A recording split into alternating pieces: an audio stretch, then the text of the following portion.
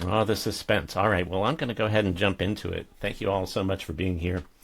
I am excited to share this work with you. I've been really immersed in, preoccupied with this space for really a couple of years now, and I'm very, very interested to hear your perspectives when we get into the Q&A on how all this stuff fits together for your teams and your organization and what all of this means for design itself. To kick things off, I just want to tell you a little bit about me. For those of you who don't know me, I imagine that most of you do. You've seen me around. I've been doing design leadership work for more than 25 years now. Many of you are fans of the podcast Finding Our Way that I do with my friend Peter Merholtz, where we talk about all kinds of issues involved in design leadership, not just AI. Peter and I together founded a company called Adaptive Path back in the day that you may have heard of. A lot of folks have read my book, The Elements of User Experience. But these days, my work really revolves around these three areas. Strategy consulting with leaders of design teams, helping them to just unpack and figure out what they need to do to advance what they want to create in their organizations. Private one-on-one leadership coaching, helping leaders to develop their own leadership practices. And especially within the last year, more and more of this work has been in the area of this fractional AI transformation leadership, as I've been jumping in and supporting teams with this journey and this process of figuring out how their teams and their work need to evolve in order to integrate these tools and to capitalize on the promise and the potential of them. And it really has been an interesting journey because it really, for me, it originated out of my one-on-one coaching work, working with leaders over the course of the last few years, where it started to become this recurring theme in my conversations with leaders about the challenges that they were facing. And with AI really becoming this rising tide where leaders were under pressure from all fronts. They had people within their teams advocating for this technology and advocating to bring more change into their environments.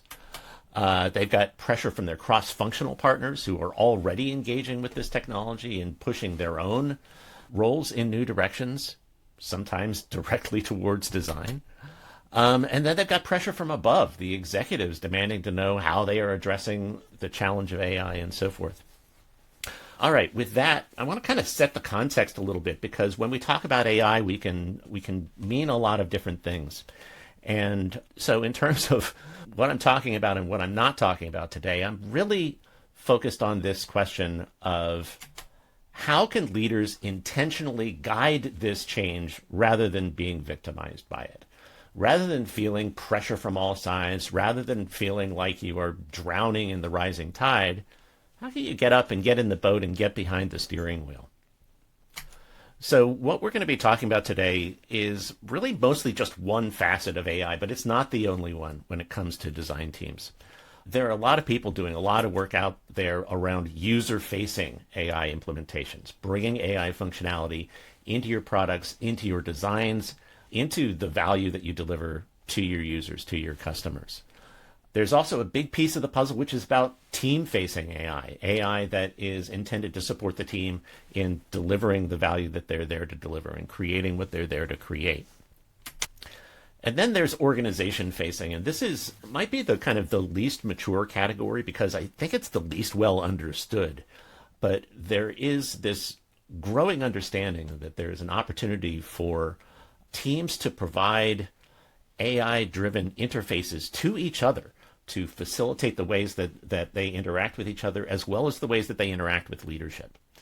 For the most part today, 90% of what I'm going to be talking about is in the team-facing area. This is going to be about the tools and the technologies that you as designers and researchers and ops people and all of it, that you use in order to do the job of design. Inevitably, there's another sort of 10% of this that's going to be about that org-facing piece of it, that's going to be about leveraging AI and how you interface with the rest of your organization. What I'm not going to get into is user-facing implementations. That's an entirely different topic. It would take us in a whole different direction. But there's so much here, just in the area of these team-facing challenges and these org-facing challenges.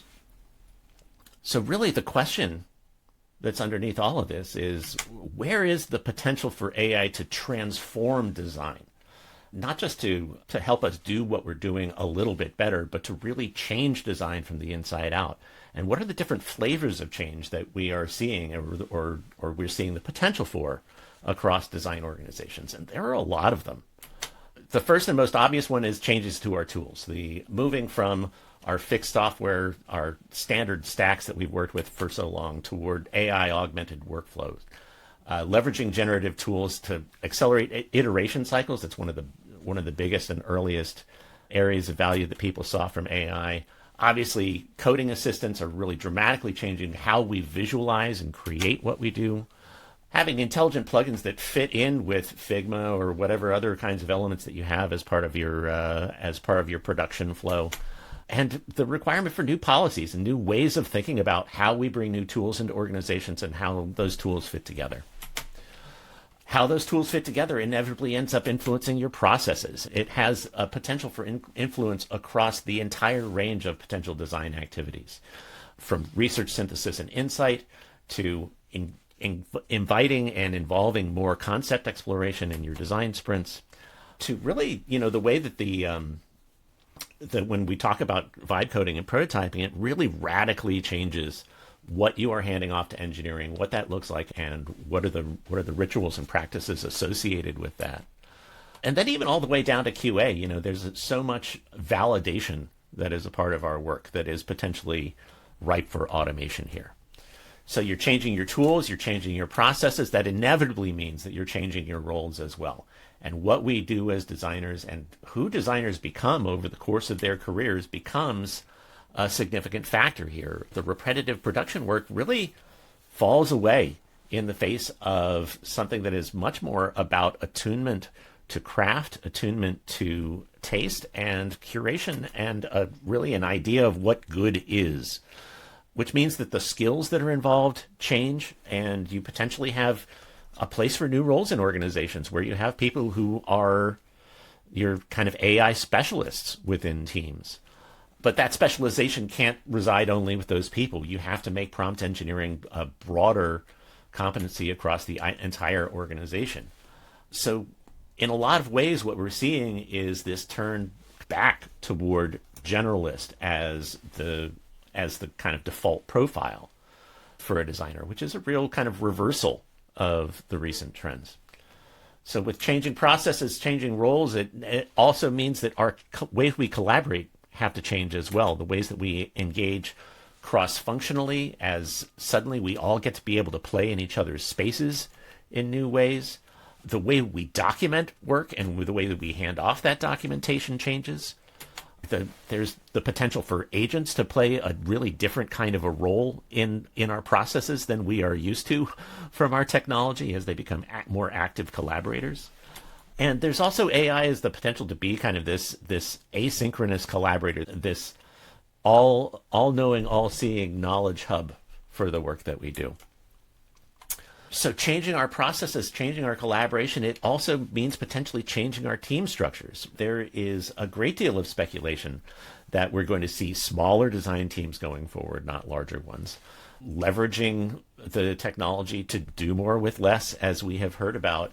But also, again, the opportunity for these new specialist roles to emerge that end up changing the way that the shape of these teams, reorganizing them to optimize the development of AI capabilities. And these smaller teams probably are going to be flatter teams. You're going to have tighter feedback loops and I think closer collaboration between leadership and the people who are responsible for actually executing design work. Those collaborations with leadership mean that you are engaging with changes in decision making, changes in who decides what, who decides when, who decides on what basis. You have more data and more data analysis available to more people than ever, but now you have to have new ways of evaluating and thinking about and being critical about those inputs to your decision-making processes. The speed of iteration requires different ways of handling approvals and validation of work as it heads into production. And that validation, that human judgment, ends up becoming a vital piece of the value prop of any practitioner and any team that is doing this work. And with changes to your decision-making structures, you've got changes in power and authority.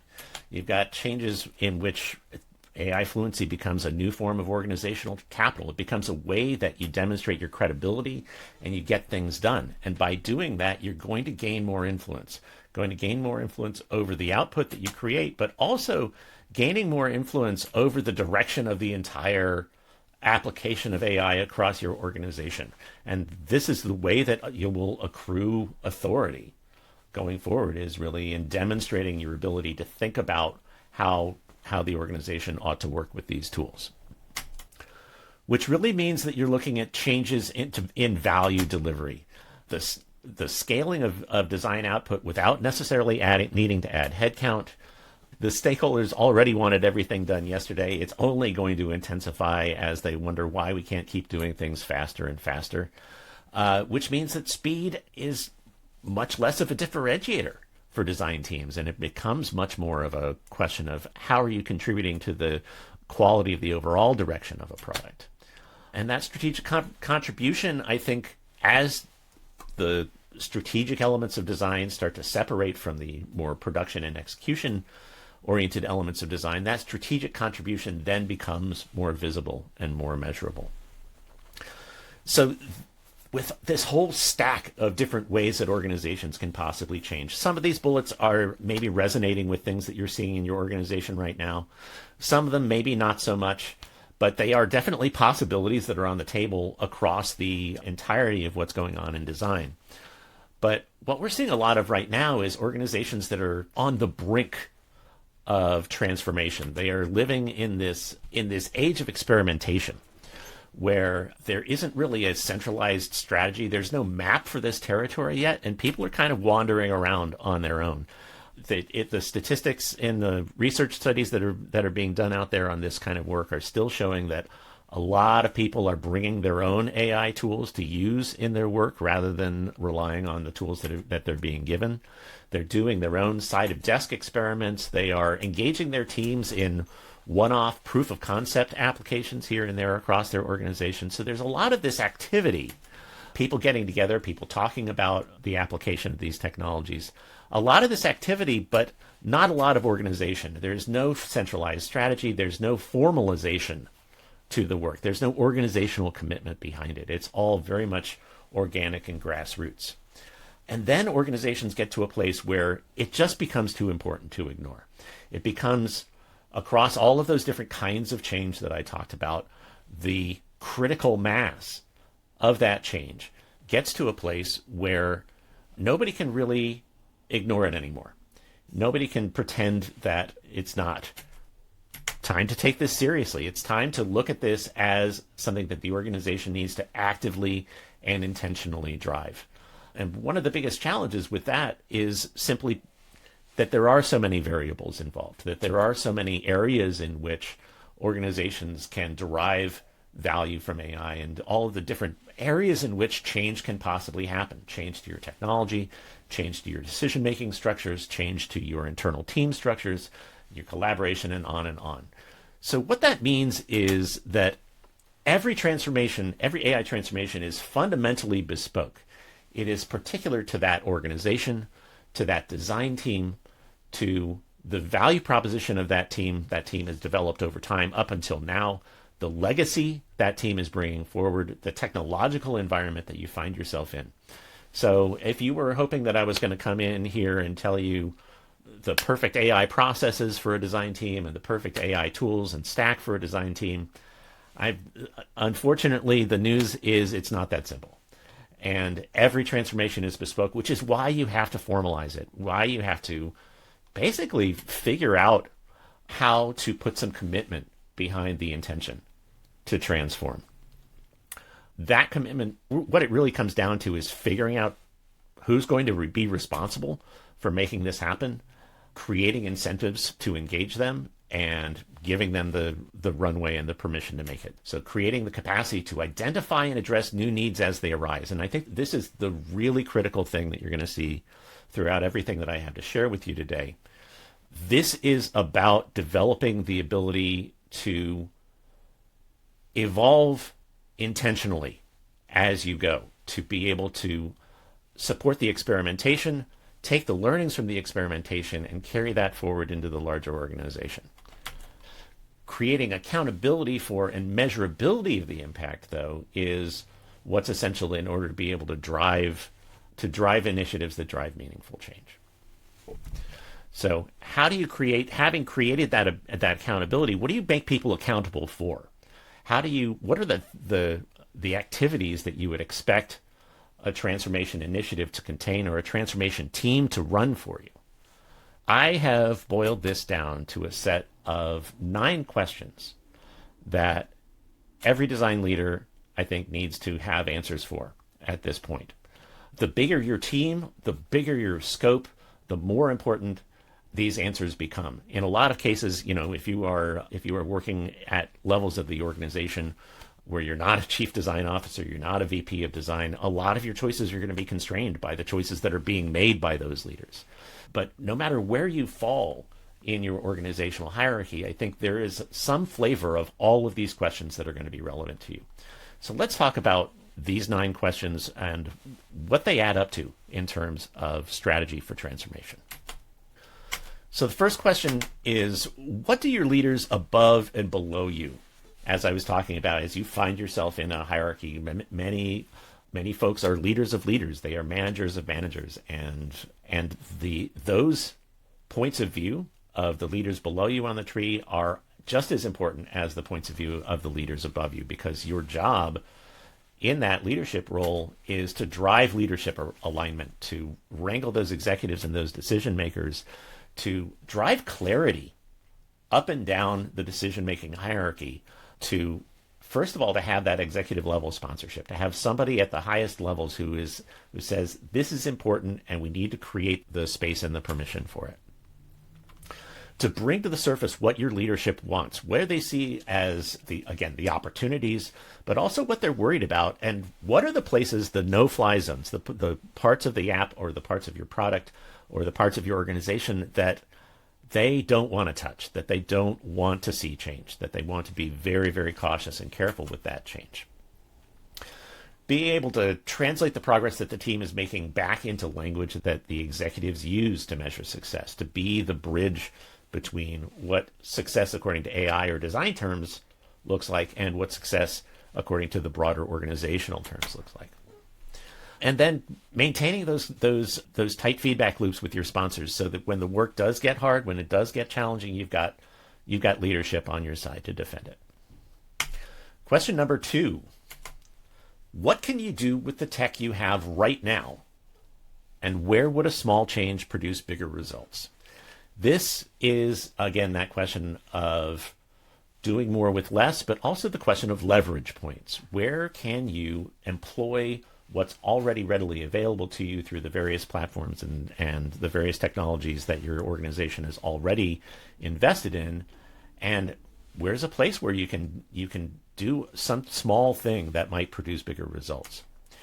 So in order to do that, your transformation initiative has to be good at technology assessment. There have to be consistent ways of evaluating new tools, understanding how not just the tools and technologies that you have, but the new tools that are coming out of the market, how all of these pieces fit together, how they fit with your existing workflows, how they fit with your existing use cases, really figuring out which technologies are best for which purposes, and then going after those intentionally, running structured pilots to be able to dial in your strategy, and making sure that these are inclusive efforts, that we're really bringing in a lot of different perspectives into these platform technology purchase decisions, because there's the world is overrun with enterprise software that was created without ever consulting an end user, and I think that we have the opportunity to do something different here with what we create. That assessment of the technologies and the tools and how those things align with the use cases in your organization ends up informing matters of policy and governance. How you create not just giving people technologies, but how you create the usage guidelines around those technologies that define what constitutes acceptable use, that protects data privacy where appropriate. It creates alignment with, if you find yourself with larger compliance or regulatory considerations. But AI policy has to move faster than probably your compliance officers are used to, and so it does require constant upkeep and attention to the shape of those policies and how you are guiding where the tools get used and where they don't, and make it as easy as possible for people to do the right thing in the context of the infrastructure that you have. And again, keeping the end users involved in those policy decisions. So this is one area where design is in a unique position, I think, because within design, when we're talking about tools and how tools get deployed in workflows, and we're talking about policy and how policy gets implemented across teams, there's one place where these things fundamentally come together, and that is in your design system. Your design system is often your leverage point for answering these questions about technology and for answering these questions about policy. It is very likely, in my view, that every design system eventually becomes something that an AI can interpret as well as, and perhaps more effectively than, a human resource. Digging into your design system and really leveraging your design system, I think, is a vital piece of how you move forward with technology strategy for a design team. Question number 3. What is the range of attitudes towards transformation across your teams? Because the truth of it is, you're going to hit a wide range of different perspectives.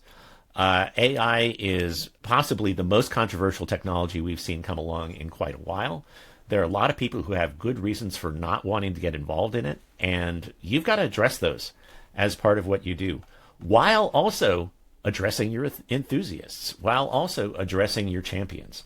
So it's this team-wide engagement that then becomes an essential part of your transformation function. Identifying and empowering those champions, finding the people who are the high enthusiasts for this work and for this technology and for what it can do, and supporting them and giving them the information and the resources to be able to support their own teams in adoption here, giving them the permission, the tools, the platforms. Making sure that that's not just a broadcast function, though. This has to be a two-way. This is as much a challenge of listening as it is a challenge of speaking. You want clarity from the executives, but you also want that to be deeply informed by what's going on across your teams. And avoiding creating us versus them dynamics over tooling choices. Where we are with this stuff for right now and for probably for some time to come is that designers are going to have the opportunity to create their own tools to help themselves do their jobs the best. And a lot of this transformation work is oriented around how do you standardize those tools, how do you share those tools more broadly. But at the end of the day, it still is going to be perhaps a more diverse range of tooling options than we've seen in design in a very long time. And they will all be pretty effective at getting the job done. So you're going to have people in the organization who will be a little more hesitant, a little more resistant toward embracing these technologies. Maybe it is just simply an opposition to change in their own work style. Maybe it is because of their mistrust of the technology and how it came about. But with regard to any of it, it's really vital that you listen. It's really vital that you listen to what people have to say. Resistance is healthy, and these are the signals that are going to tell you where you are on track and where you're off track with what the design team sees itself as being there to do. Question number 4. How can you learn what the team is learning and share it more broadly so they learn from each other? Again, I think that what transformation programs and transformation teams are really all about is building up a deeper capability for the organization to engage in constant learning, to engage in a process of continuous discovery where the organization is in a state of ongoing reflection, evaluating itself through open channels with the practitioners who are closest to the work to see what's working and what isn't. staying engaged with the use cases and the tools and the techniques, feeding those things back into the training decisions that we make, the policy decisions that we make, the tooling decisions that we make. Creating the rituals, the places that surface that learning, bringing that learning to wider audiences, and rewarding people for sharing what they've learned and not just discovering or hoarding tools and techniques for themselves. The cultural challenge, and we're going to come back to this cultural challenge, in a lot of ways is about elevating certain kinds of behaviors across the organization to support the growth of the entire team. So we talked a little bit about your champions, but among your champions, you've also got your experts. You've got your people who really they have their sleeves rolled up. They have dived into the deep end, and they've really figured some stuff out. And you want to identify and invest in those people. You want to elevate your expert practitioners, create venues for them to come together and share knowledge with each other, but also for them to align that expertise with the other kinds of expertise that you have in your organization. I think one of the most powerful methods that I've seen used is what you might think of as pair prompting, analogous to pair programming, in which you have two developers sitting at one keyboard working together on code. Pair prompting is a fantastic way for a less experienced designer to learn the techniques and learn the mindset and learn ways of thinking about doing prompt work by sitting with someone who does have that expertise and working on those problems together. Document those wins, refine those methods, and feed that back out into the larger organization. One of the ways that you do that is by curating your knowledge bases in which we capture what's working in repeatable forms, the patterns, the prompts, the playbooks, creating shared repositories, and actively curating them. The state of the art is changing so fast in this work. It is going to be an ongoing job for transformation teams to be able to just keep their knowledge bases up to date, making sure that it's discoverable for the teams, and really taking ownership of it, and not just kind of like pushing things out onto the internet and then forgetting about them, but really treating this knowledge that you curate around prompt work and the other kinds of architectural stuff that is specific to working with AI, treat it as an extension of your design system. Treat them as assets that are worth cultivating and curating in the same ways. Question number 5. This is one of the big ones. I mean, they're all big, but what are your teams actually expected to deliver? And how can AI enhance that or even help the team go beyond it? The question of value delivery. What value are you delivering now? What value can you expect to deliver in the future? What expectations do you want to set about that value? And this is, I think, one of the real kind of traps that design leaders find themselves in as they are evaluating AI tooling and technologies, processes and workflows, and how that aligns with the value that their team is there to deliver and the expectations that are placed upon their team. Because in a lot of ways, the value that your AI delivers depends on that value that your team delivers, which means really, if you think about it, you can't afford to be investing in AI implementations that don't connect back to the value that your team delivers. The highest value places to employ the technology are going to be the places that connect back to those expectations that have been set around your team. The tricky thing about that, though, is that AI has a lot more potential beyond just what our teams are doing now. And in fact, there is the potential for the value that your team to expand, depending on the value that your AI delivers. It is a little bit of a catch-22 here for leaders, which means that you have to keep both in mind simultaneously.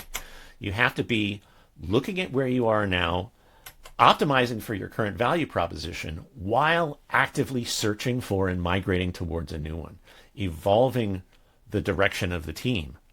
This ends up really, really driving your implementation strategy, your transformation strategy, because the shape of your transformation is going to depend on where your team is going. So in order to manage that, manage those expectations and set them appropriately, you have to have a robust communications function within your transformation work.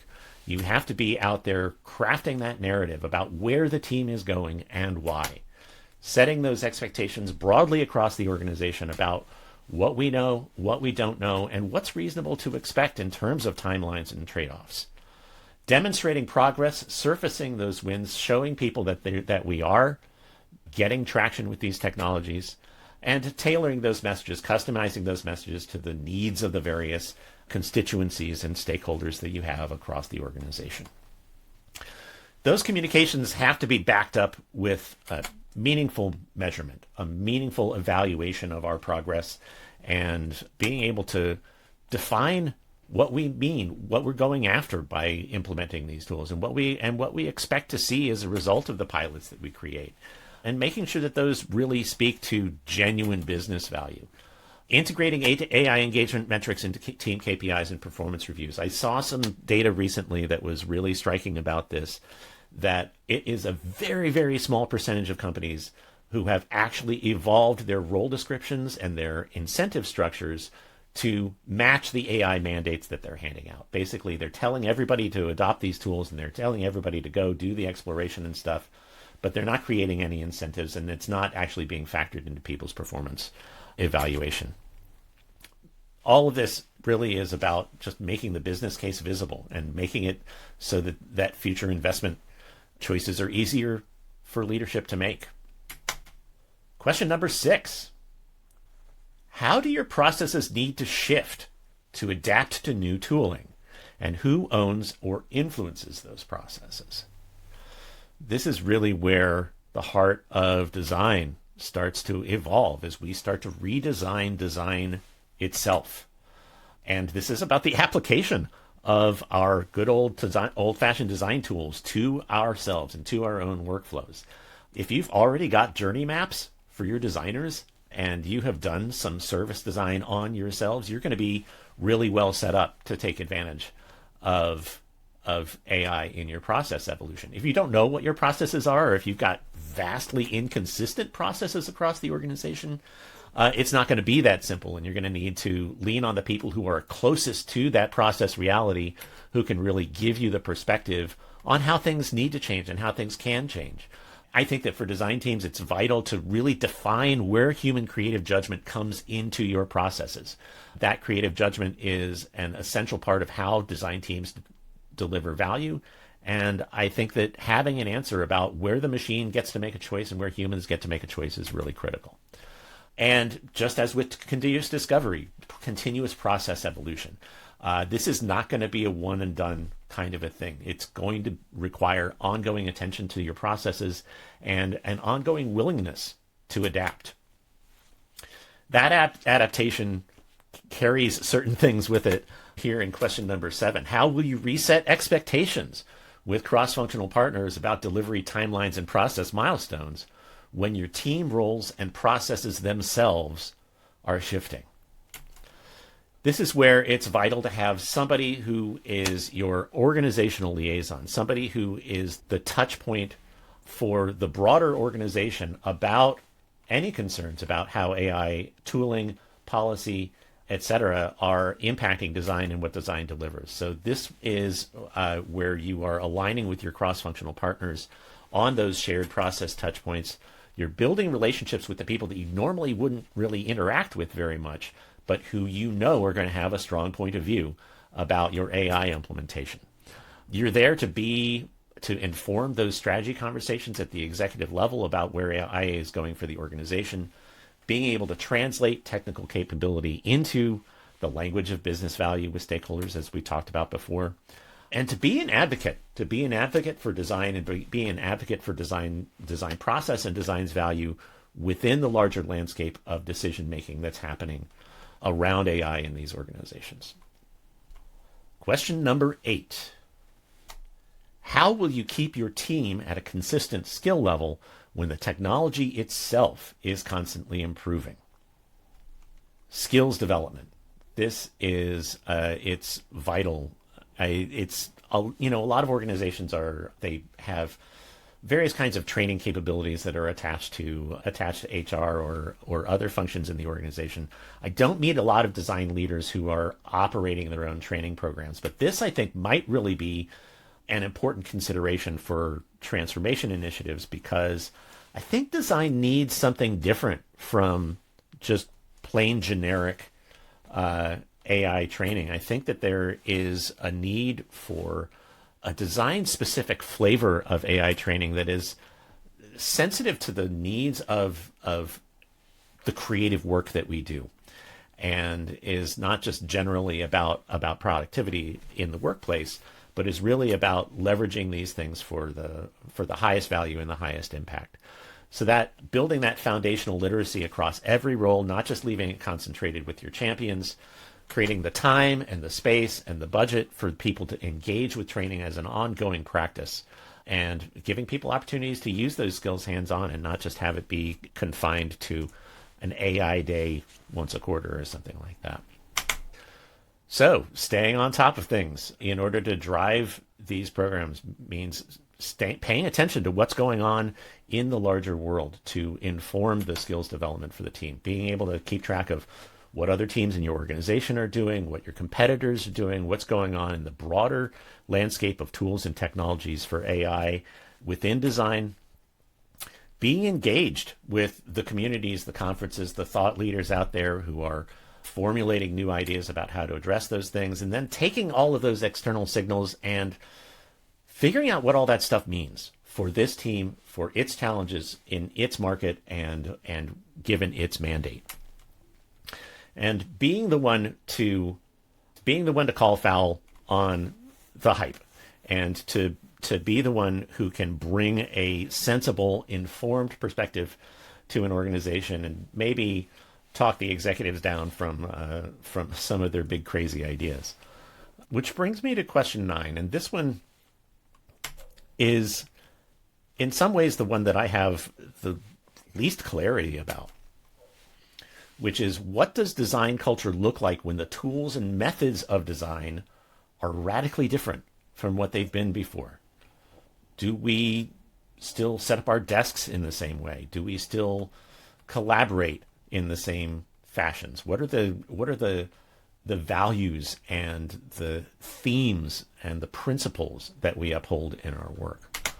All of these matters of culture and identity require active attention and management on the part of design leaders, shaping how the team sees itself, how the team sees its craft, because that's going to change, because the craft is going to change. A transformation initiative can help you to articulate a point of view on what good AI-assisted design looks like. Establishing a culture that normalizes experimentation, that normalizes tinkering around with the code, that normalizes stepping outside the boundaries of what you have traditionally considered to be design, and being okay when stepping outside those boundaries doesn't really work out. But as I touched on before, continuing to define the meaning and the value of the human in the process, and really getting sharp on what the designer brings that the machine doesn't or can't, and supporting people's transitions away from what they thought their identity was as a creative professional, and building the rituals and the language, the texture of the culture that makes all of that tangible. So there you have it. There are the 9 questions and my 14 answers to those 9 questions, which really add up to a task inventory for any transformation program or team. So these things may come together in different quantities, in different amounts, in different ways for different organizations, but I don't want you to think that I'm suggesting that you need to build a 14-person team to be able to do this at all. This can happen in a lot of different ways, at a lot of different scales, according to a lot of different timelines. But I do see some kind of broad patterns in how you would build a team and how you would build a program that would deliver on all of this stuff. So I want to talk a little bit about building an AI transformation program. What are the pieces that have to fall into place? What are the functions within a program that help an AI transformation be successful? The first one that I've identified is leadership and strategy. This is setting direction, holding the authority, holding the accountability for the entire effort. So they are going to take primary responsibility for driving your leadership alignment, being that organizational liaison, being the person who has the conversations with the execs and has the conversations with IT and has the conversations with compliance and so forth, managing the policy and the governance issues and the questions, but also really having all of that being grounded in this practice of continuous discovery, which I really see as being the beating heart of strategy.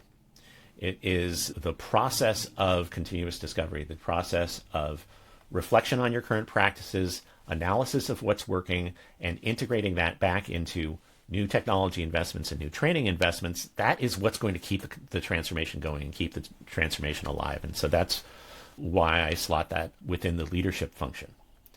That leadership function is supported by operations and engagement. And honestly, this is the function that has the longest task list because there are so many different facets to it. There's that team-wide engagement where you are engaging with your champions, engaging with your resistors, listening to people and feeding that back to the leadership. Running those communications campaigns, keeping everyone across the organization informed about the organization's intentions and strategies and so forth. Paying attention to these issues of culture and identity, creating those rituals and those touch points where there's an opportunity for people to ease that transition into new ways of thinking about their role and their value. But even beyond all of that, the soft skills stuff, there are also some really hard metrics and things that the operations function needs to engage with these questions of process evolution, needs to engage with those ops leads and the PMs and the other people who are project managers, not product managers, project managers or program managers who might have a perspective on how those processes need to evolve and how we can measure the evolution of those processes and measure the effectiveness of what we're doing.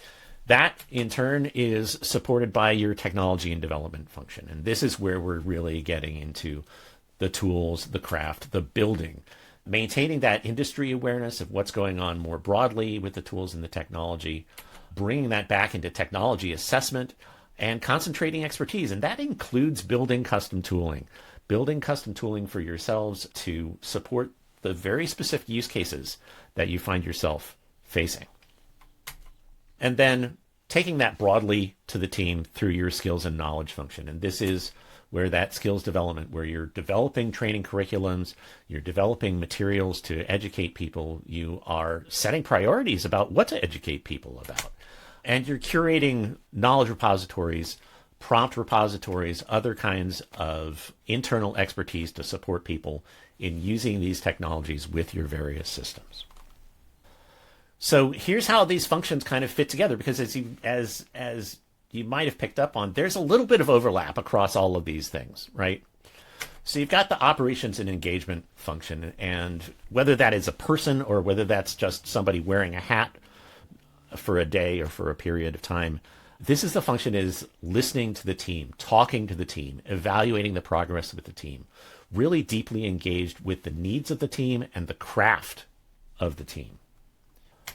That is balanced by the technology side, building and solving problems, creating reliability, repeatability, and exploring possibility within the infrastructure that you've developed.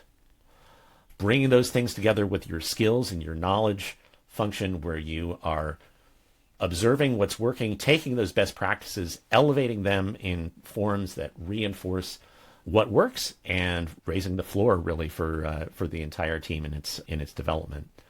And then the leadership function, which is integrating, directing, facilitating, bringing all of these pieces together, because really everybody is going to have a say about everybody else's domain in some fundamental way, which is one of the things. If you do end up with a dedicated team, there are some really critical ways to set that team up for success. Have that team reporting to as close to the top of the organization as you can. Executive sponsorship is essential for supporting these teams as they are facing the unknown and inventing a lot of new things along the way. Keep the team small but highly collaborative, because each function will need to work with each other's decisions. This is not really a divide and conquer sort of a situation. There is too much overlap going on. And in a lot of ways, the team has to be kind of out in front on the culture front. They have to be the ones who are embodying the new culture that you're trying to create, a culture of continuous learning, a culture of experimentation and adaptation, of inventing new things and doing things in new ways. So as I mentioned, I think that this is applicable across a wide range of scales.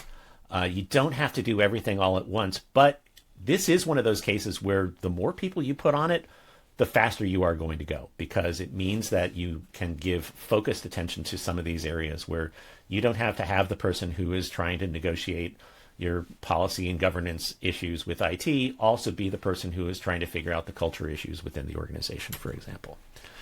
One good way to get started is to find somebody within your leadership team and make it their job, make it at least a part of their job to start to put the pieces together, to start to assemble the parts of the transformation function, to start to do the discovery, to identify those high value use cases. But, one of the big challenges with this, honestly, is for the most part, leaders don't have a whole lot of just extra capacity to take on an initiative of this scale. And often you need to have dedicated leadership, which is where bringing in an external leader can support you. And this is some of the work that I've been doing in the last couple of years, is coming in as a fractional external leader who can come in for a few hours a day or a few days a week and provide that sustained momentum and allow your in-house leadership to concentrate on what their regular job is. And then sometimes you have very specific challenges, very specific problems that you want to solve, in which case there's the opportunity to maybe pull a few people off of some projects, pull them together into a tiger team and give them a time block and give them 8 weeks or 12 weeks or something like that to push something forward and to solve a specific problem. So those are some of the ways that you can approach it, but there are lots of different staffing strategies and resourcing strategies that you can apply. But overall, the pattern that you see across organizations is pretty consistent. These stages of transformation that organizations go through. It starts with that clock on the wall. It starts with that realization that the grassroots experimentation can only take you so far, and it's time to take this seriously, and it's time to formalize transformation as an effort within your organization. So the first stage is the stage of exploration and education. Building up baseline literacy, building up your baseline policies, just getting an understanding of your current technology landscape, including the things that people are technically not supposed to be doing, which means, again, granting a certain degree of permission, granting a certain degree of amnesty. Like, you're not going to get in trouble because you went to ChatGPT when we're only allowed to use Gemini or whatever, right? But really to uncover those use cases, to find those areas where the AI can potentially deliver value, to find where you want to go deeper, while beginning to raise that baseline of literacy and getting people familiar with and oriented to the tools. And identifying those champions who can start to help you build momentum going forward. As you move forward, you get to a place with the exploration work where you realize, okay, well, we've got some ideas, we've got some high value use cases, we've got some technologies in play. It's time to make it real. It's time to actually put this into practice against real production work. And so it's time to pilot and to build our capabilities. Running pilots against specific workflows, having done the process analysis, you can identify what you want to learn from those pilots and start building those shared knowledge repositories. Start doing that knowledge curation as new insights are coming out of your pilots, and start to spread those things around.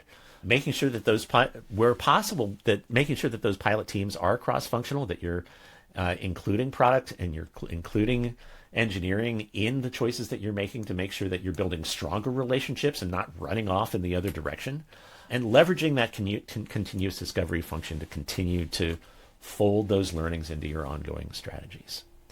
So you've got some pilots working, you've found some alignment with your cross-functional partners. Now it's time to go big. Now it's time to scale it up, to take what you've been learning in these narrower contexts, formalize the governance, and take that stuff out to the entire team. You should be hitting a broad range of use cases at this scaling point. You're building up your transformation team's capacity to set those standards, to establish policies, and to share those best practices. So you're building up your knowledge curation capability, you're building up your communications capability. That organizational liaison is increasingly important. Your design system is coming more into play as part of your technology stack, as you're developing prompt systems to wrap around your design system that can speak to the specifics of your design system, and that your design system itself is encoded in a way that the AI can work with. And you're actively curating and nurturing the cultural evolution of the team as the team's identity is evolving, and as some of their old tooling is starting to fall away. And then, having scaled it up, having brought the AI across your workflows, now it's time to dream new dreams. And now it's time to imagine how the work itself and how the value that we deliver might significantly evolve to develop truly AI native processes and customized workflows that are particular to your needs as a team, to particular to your organization, augmenting your design systems to support automated compliance, integrating the various team data sources across your different teams, where all those Google Drive folders and file repositories that you've got scattered all over the place become integrated through the AI into persistent resources that teams can access and reference, and surfacing insights and patterns across your product for AI. So this is the opportunity for AI to really help drive product strategy, where you are looking at experiential outcomes, you are surfacing those in meaningful ways, often in the form of dashboards or other kinds of custom-built features, custom-built functionality that can help drive leadership decisions. Because that's what it takes to make all of this happen. It is not just about the transformation team and its processes and the functions that you put in place, but it's about the mindset of AI forward leadership and encouraging that mindset across at every level of your leadership team. Building that program and then giving it some teeth, giving it some weight, putting accountability behind it, not just for the team, but for all of your leaders to engage with and support it. Have all of your leaders develop their own point of view on what good uses of AI look like, and to have that shared across your leadership team. Creating that permission for experimentation, both within your processes as well as within your culture, choosing to elevate the experiments, including the failures, to be the one to step in and to create the space, to provide that air cover, as we call it, with your executives, with your partners, about the probabilistic nature of these experiments and the journey that we're going on through this transformation. And leveraging that continuous discovery function, building it up so that you can, as a leadership team, keep asking new questions. Thank you all so much for your attention. Thank you for being here with me. As I mentioned, I have been doing this work for the last couple of years. I have been engaging with leaders around these issues. If you find yourself in that position where you're looking at that clock on the wall and you've decided it's time to take this seriously, I hope you'll reach out. I am doing AI transformation strategy consulting and fractional leadership for digital design teams. Again, whether you need somebody to sit and talk with to help you sort some things out, somebody to come in and actively drive some things for you, to organize your initiatives. I've worked across a wide spectrum of these kinds of things. Grab an hour, we can talk at jessejamesgarrett.com/AI. Thank you all so much.